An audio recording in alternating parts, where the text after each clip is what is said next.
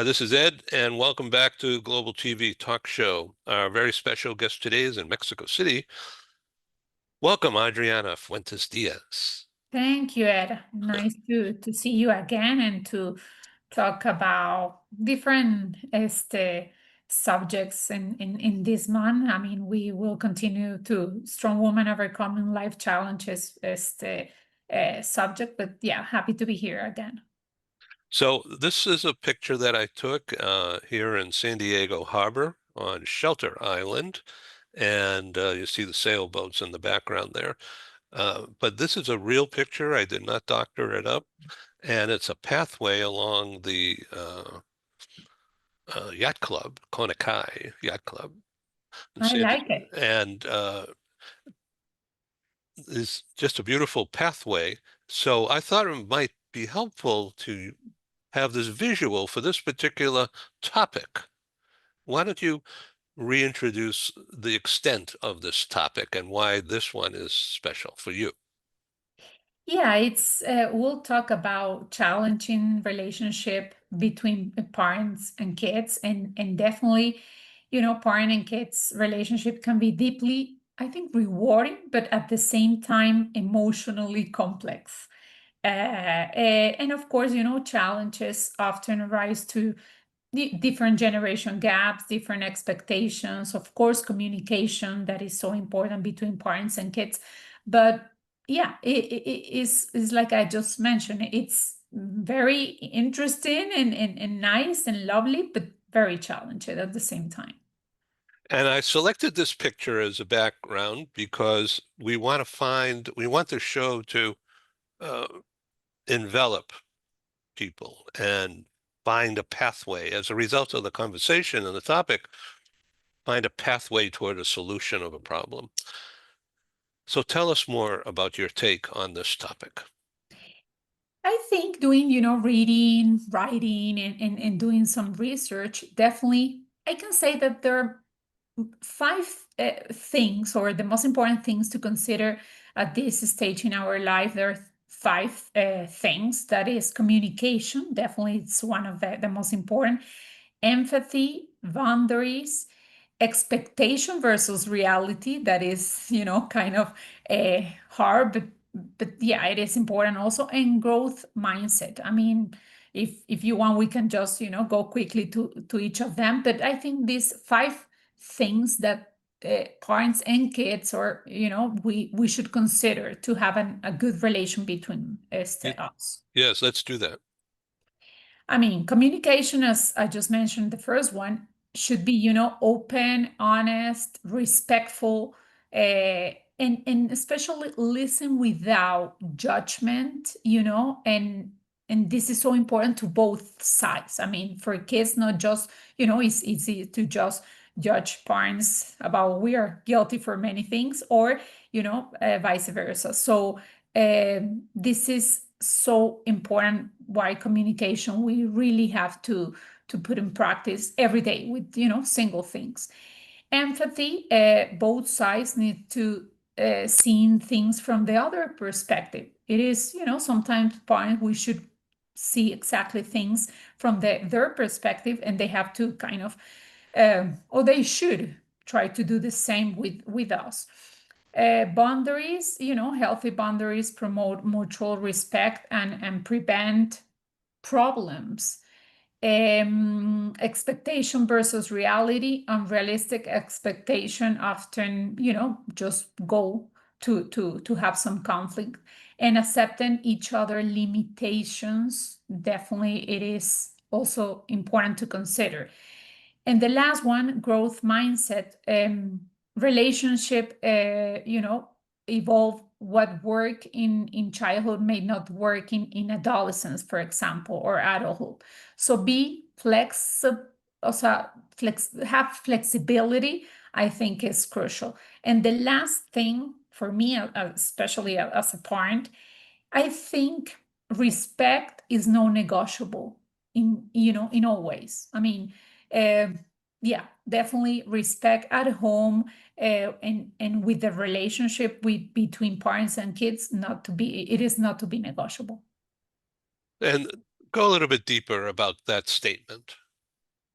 about respect is non-negotiable. Yeah, by non-negotiable, you mean it's a given, it's a rule. It is a rule. And yeah, definitely should be, kids needs to have limits, to have rules at home. Boundaries. Yeah. Boundaries, exactly. And when I say I have some friends that also they're like millennial parents, and I see the difference between me and them, and I think they're like much more flexible with them. They're afraid to set, like some rules to their kids. They don't kind of, I don't want to say they don't care, but if the kids just scream or just say bad words in front of the parents. And this is why I think respect, it should be a rule at home, between even like a daily conversation should be very respectful in all ways. Hmm. Okay. So what is the solution to um, difficulty? The people go through difficult times. It just happens. Yeah, I think, always have this communication. I mean, and let me tell you a little bit about my relationship with my son, that he's turning this weekend 20 years old. So um even that he think is an adult, but I don't think he's an adult, totally an adult yet. He knows that at home we have rules, uh, and if he doesn't like the rules, he can go to live with a roomie, with his girlfriend, with whoever else he wants. So he knows we have rules. And even like he goes to college and then he's working also at night, I try really to spend quality time with him, even if it's 1 hour, at dinner time, no cellulars in the table. So let's talk about your day, my day, because it is important for parents to know what is happening in their life, and also I like to share, with him about my day, about my worries, about my success, about anything. But communication, definitely, it's a key. And going back to the millennials generation, I think, or what I see with my even with my friend is like, I think they don't have time, or they don't want to really spend some time with them. It's easier to give them some electronic device to their kids, just to be stay cool with that. And it's kind of different. Each generation is very different, but communication and respect is one of the things that for me, in my case, is non-negotiable, definitely. So 20 years old son. Wow. That that's different than 15-year-old. And quite a difference in 5 years, I bet. Yeah, yeah, definitely. And I mean, my parents, they give me a little bit the different education that I'm, giving to my son. And some things, of course, I say, my parents, they gave me a good education. But one of the things that I'm trying to do with my son is to have more communication about, even like about sex, about really, about money. My parents, they never talk with me about the importance of saving money, the importance of many things that it is, real life. It is what it is. They have to be conscious about so many things. And I don't want to have any taboo with my son about about things in life. I would just like to talk straight with him. And what kind of work is he doing? I assume it's part-time. He's studying law, so he's an intern in a law firm. Oh, good. Yeah, so he's very happy. I think definitely he will be a good lawyer, because since he was a little kid, he was like all the time, like talking and talking and argue, like, why you tell me this, mom, and why you're, I can't do this or I can't do that. So it's yeah, but he's happy studying that. Yeah, I bet. All right. So, um, So when you guys talk, is he sourcing evidence of what you're saying? Kind of. Yeah, yeah. But you know what? Another thing that I can say is like another taboo maybe in the past is like what about especially in adolescence. Also, I have some friends that they're passing like very hard time with their adolescence, and maybe just go and find some family counselor. That why not to ask for help to somebody with uh, you know uh, the education and of course the skills that can help parents and kids to have better relationship. Maybe when my parents, they never thought about have family counselor, or my grandparents, but today we have kind of that opportunities that if we think it is like the relationship is not good at all, why not to ask for help and to these family counselors. Yeah, of course they can always watch YouTube. Exactly. I mean, we have, many tools right now in our life to try to really work in parent and kids relationship. So, when it comes to um, dating, Mhm. I never discussed anything like this with my parents. But dating somebody, I Uh, mean, well, what do you well, mean? when I was in that age bracket, Uh-huh. I never had any of those conversations with my parents ever. Me neither. Okay, so why do you? So you think it's better to have the conversations? No, you know what? I mean, of course, we have to respect, their decision in some ways, but as a parent, you know that, if something is good or bad for them, and it is important to communicate. O sea, I have sometimes this conversation that maybe my son feels uncomfortable, but I don't care. I always tell him like, please listen me, because I didn't have the opportunity to talk about, different topics with my parents. So please listen me. I will respect your opinion. Maybe you and I will not have the same opinions in, whatever subject, but please listen to me, and I feel much better just telling you what is my point of view about something, and just like listen without judging. That is important also.